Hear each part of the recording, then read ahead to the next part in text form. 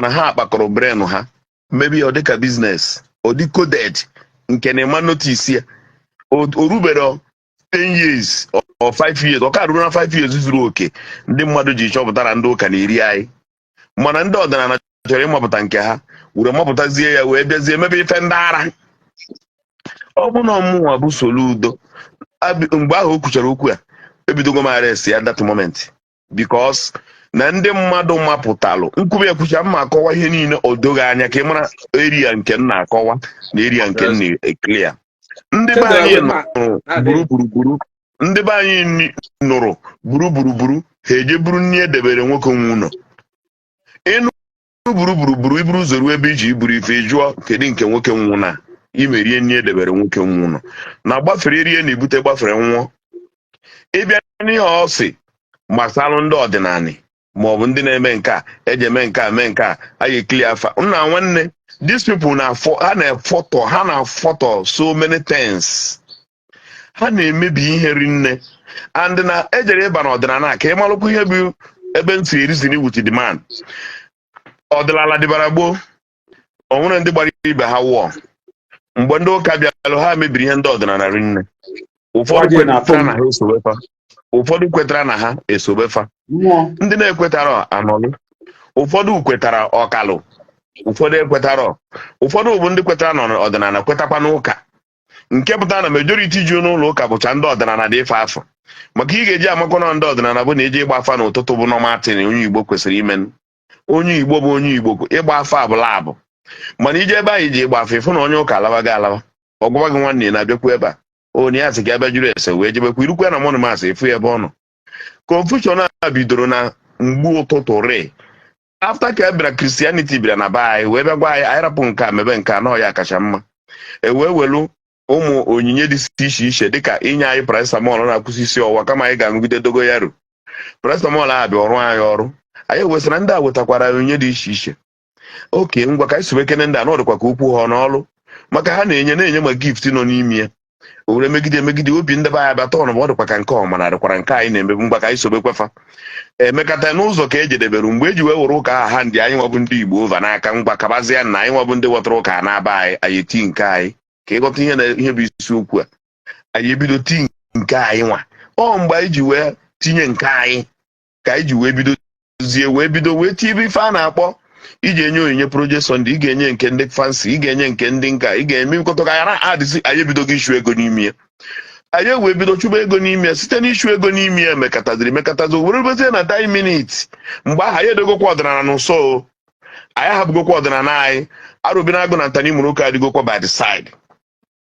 anyị wee nọkọtazie anyị nwabụ ndị mmadụ ewee bidozie wee batazie na ọdịnala ha na ihe bubatara ọdịnala ji dịka ọ bịara sarazie ọkụ ebe niile na-ewu ebe niile bụ mgbe anyị ji bidozie ego yahoo ụmụaka be anyị were aba agwọ ọgwụ na-eme na eme onye nke eme nke anyị wee bidokwa dise majik mana take note na ndị be anyị bụ Igbo ada agwọ ọgwụ agwụmọgwụ abụrụ ya bụ ọdịnala Igbo ihe Igbo na-achụ ụba aja kpatara na ọ bụrụ na ị maara onwe gị nke ọma ị mara na aja ka eji achụwa ọgwụ ọbụla gwara agwọ mmadụ gwọrọ gị ọgwụ kịta aja ka ị ga-achụ aja ka ọgwụ bụ ihe nsata nke mmadụ mere onwe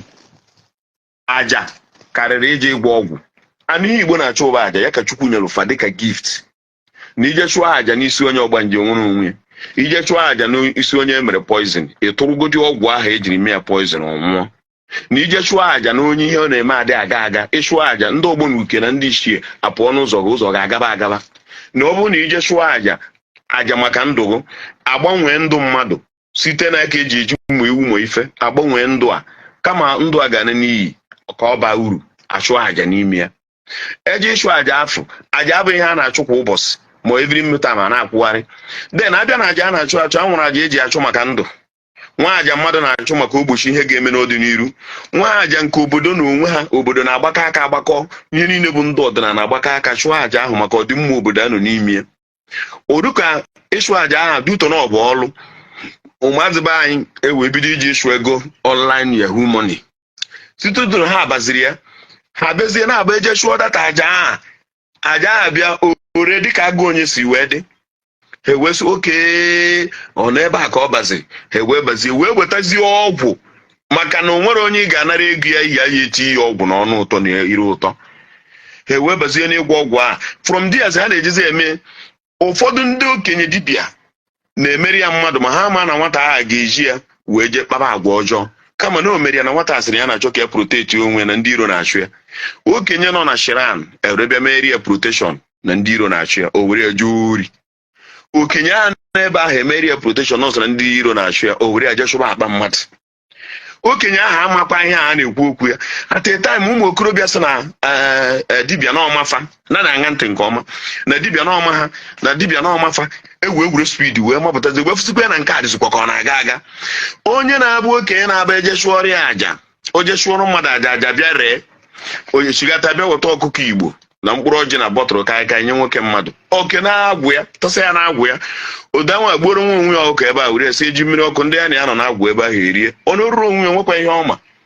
O wee lụzie mgbe e bidoro ị na-abụzi onye ahụ eje meri anya nwa bụ ife o nwezi ihe meri ya na-abụrụ n'ubi ọjọ ihe n'ubi wee meri o were aje mee ajọ ihe o butezie ego ọbịa gbute ehi ọbịa weta 500,000. Okenye dibịa nọ ebe ahụ sị 500,000 ego gịnị mba obute na obutere ego otu a enye ya 1 million. Okenye ahụ adaala mba n'okwukwe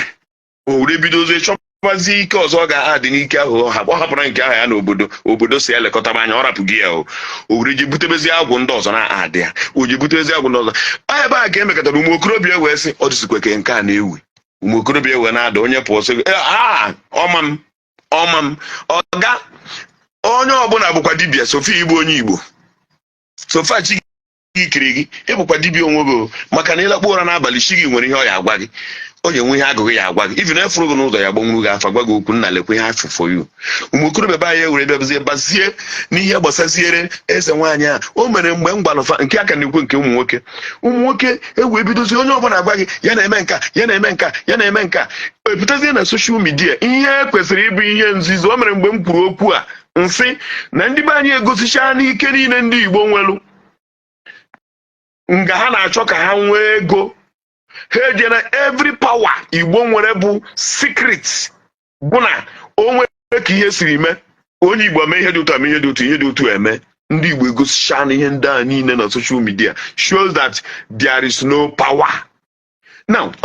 ọ bụrụ na igosi onye iro gị ebe ya power dị ihe izu oge eme ebe oje na data ebe a ya power dị oje forogodi eti na akpa onye ga ego. Ndị be anyị ewe na-echekwa ezi all our power ma ọ bụ